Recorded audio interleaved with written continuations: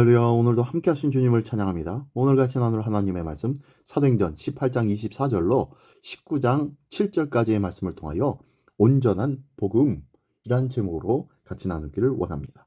자, 오늘 본문에서는요, 아볼로라는 자가 등장합니다. 자, 이 아볼로는 브리스길라와 아굴라에게 복음을 정확하게 배운 사람입니다. 게다가요, 이 사람은 탁월한 말씀 사역자가 되었고요. 또한 요한의 세례만 받았던 이 에베소의 일부 성도들은 바울의 전도를 통해서 성령 세례를 받기도 하는데요. 자, 그 내용이 기록되어 있는 것이 바로 오늘 본문입니다. 자, 한 절 한 절씩 읽으며 같이 나누기를 원합니다. 먼저 사도행전 18장 24절로 28절까지의 말씀 먼저 공독합니다.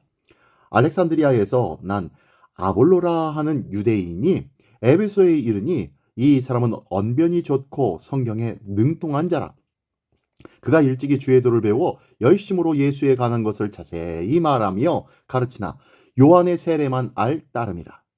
그가 회당에서 담대히 말하기 시작하거늘 브리스길라와 아굴라가 듣고 데려다가 하나님의 도를 더 정확하게 풀어 이르더라. 아볼로가 아가야로 건너가고자 하므로 형제들이 그를 격려하며 제자들에게 편지를 써 영접하라 하였더니 그가 감에 은혜로 말미암아 믿는 자들에게 많은 유익을 주니 이는 성경으로서 예수는 그리스도라고 증언하여 공중 앞에서 힘있게 유대인의 말을 이김이러라. 아멘. 예. 이 아볼로는 말솜씨가 뛰어나고 성경에 능통하며 그리고 주의 도 예수 그리스도의 길을 잘 알고 있는 말씀의 교사였다고 말씀하고 있습니다. 그가 또한 에베소에 와서는 예수님에 관해 가르쳤는데 그의 지식은 아직 요한의 세례에 머물러 있었고 그리고 예수님의 죽으심과 부활에 대한 이해도 미비했던 것 같습니다. 그러자 브리스길라와 아굴라, 자, 이 두 부부가 아볼로를 따로 불러서 예수님의 승천, 예수님이 베푸신 성령의 세례, 여기까지 하나님의 도를 더 정확하게 설명해 준 것입니다. 아볼로는 그들의 가르침을 통하여서 탁월한 전도자이자 복음의 변증가가 된 것 같아요.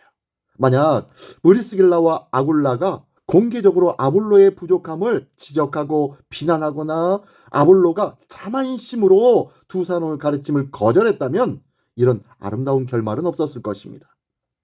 말씀의 사역자를 향한 사려 깊은 조언과 그리고 자기 부족을 인정하는 말씀 사역자의 겸손한 자세가 복음 사역에는 필요합니다. 내가 요만큼 알고 있는 이 복음에 대해서 또 다른 말씀과 복음에 들려온다고 하여 그것을 거부하는 것이 아니라요. 그 말씀이 정말로 그러한가 아니한가를 듣고 하나님의 말씀을 다시 한번 찾아보며 그 말씀을 정확하게 이해하고 수용할 수 있는 것, 이것이 말씀 사역자에게는 필요하다는 거예요. 비단 말씀 사역자란 말씀을 전하는 전도사나 목사나 그러한 자들 뿐만이 아닙니다. 오늘날 하나님의 말씀을 깨닫고 하나님의 말씀의 은혜 속에 머물며 성령의 인도함을 받는 모든 성도라면 이 하나님의 말씀을 듣고 배우고 익히고 살아가고 있는 삶을 증거하고 가르치고 전파해야 할 책임과 사명이 있다는 것을 꼭 기억하시기 바랍니다.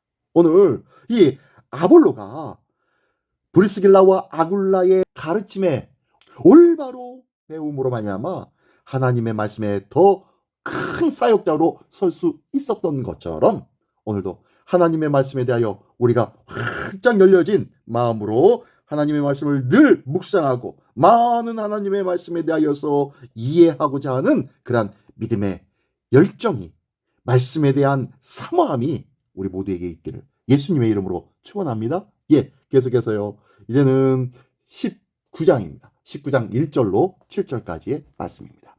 아볼로가 고린도에 있을 때에 바울이 윗지방으로 다녀 에베소에 와서 어떤 제자들을 만나 이르되 너희가 믿을 때에 성령을 받았느냐? 이르되 아니라 우리는 성령이 계심도 듣지 못하였노라. 바울이 이르되 그러면 너희가 무슨 세례를 받았느냐? 대답하되 요한의 세례니라.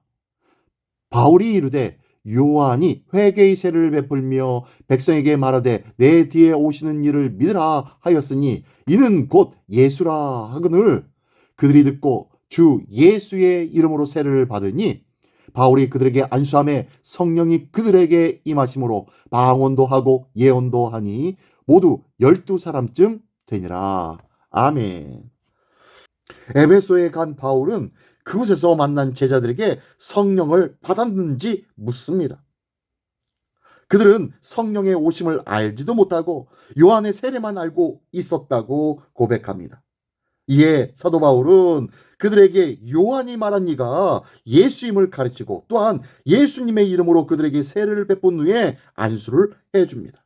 그러자 오순절 때처럼 그들의 성령을 받기 시작합니다. 방언으로 말하기 시작합니다. 하나님의 말씀의 예언을 선포하기 시작합니다. 사도 바울의 복음 제시를 통하여서 그들이 비로소 그리스도인 하나님의 사람이 된 것입니다.